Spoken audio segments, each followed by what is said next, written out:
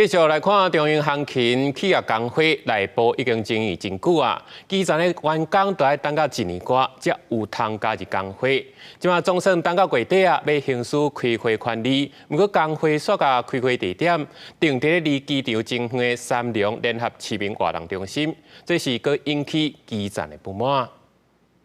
航勤工会黄菊纯，陶师傅责无旁贷。叶飘记大声发口号。 路团一帮人初7透早去市府抗议，基层员工用年外才成功加入工会，总算要行使开会权利。不过工会甲市府协调了后，经一个离因上班的地点真远的桃园区，这期根本就是挑工要互会员大会溜会，要求爱改伫大园区的活动中心。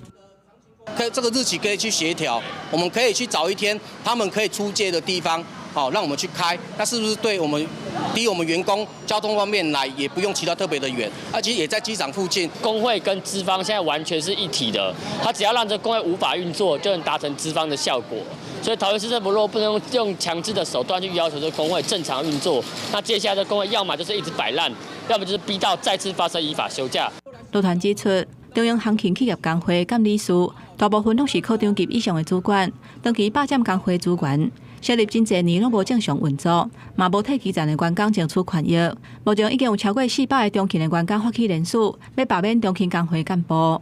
摆得明的就是让会开不成啊。好，这部分我们劳动局会再找长勤工会，然后来协商。那有关今天会员提供的地点的部分，我们会要求长勤工会要纳入考量。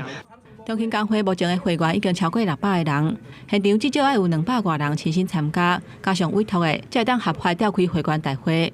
定伫三重联合市民活动中心来召开，离机场是真远。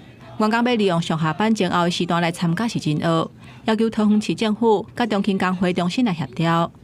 记者综合报道。